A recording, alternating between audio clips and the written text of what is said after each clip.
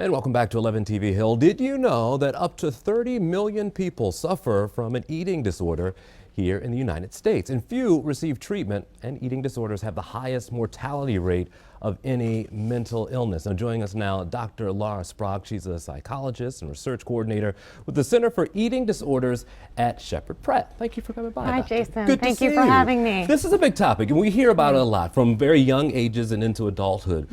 First, if you have a friend who you think may have an eating disorder, what are some warning signs that will tick that off for you? Yeah, well, one thing that's important to know is that there is a common misconception that you can tell whether or not someone has an eating disorder just by looking at them. Sure. And we know that eating disorders come in all shapes and sizes. But there are some things that you can look for, such as changes in eating habits, cutting out certain types of foods, increased picky eating, maybe increased weight gain or losing weight, or some emotional or social changes like isolation, increased irritability, anxiety, increased negative body image, things like that. When we were talking about obesity earlier in the show, there were some demographics that were true for people who are affected the most. Same thing for eating disorders. Are there demographics affected more?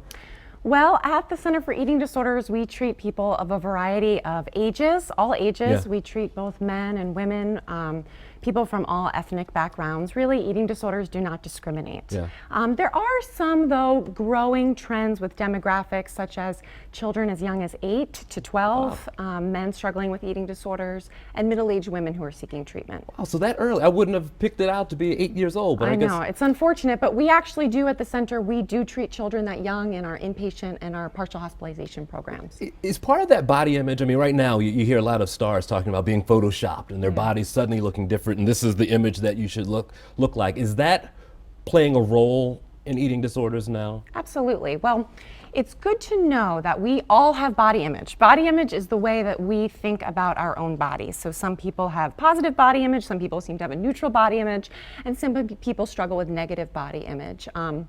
For people with eating disorders, though, negative body image is definitely a risk factor, and this can lead to some of these extreme negative consequences like extreme dieting or other weight control behaviors, overexercise.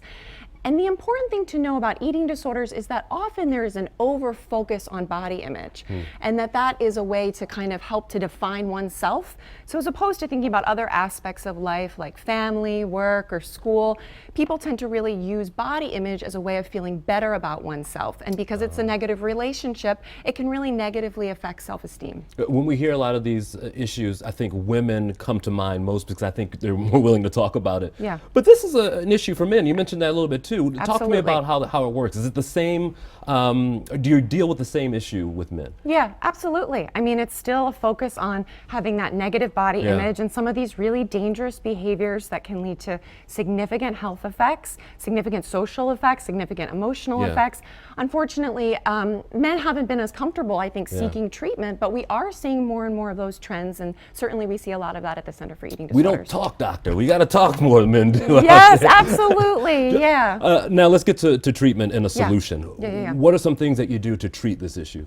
Yeah, well, at the center, we have inpatient treatment all the way to outpatient programs. So we really treat people at the full spectrum of care. And what we do is we provide evidence-based treatments for eating disorders. So what that means is really scientific approaches, this treatment that shows that there is evidence behind that there's going to be a positive effect, hopefully, for the treatment. And cognitive behavioral therapy, or CBT, is that kind of a treatment for adults, and that really looks at making cognitive and behavioral modification for eating disorders.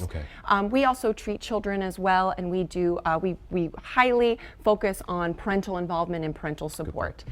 All right, great information. Great. Good to see you. Thank you for so coming much. by.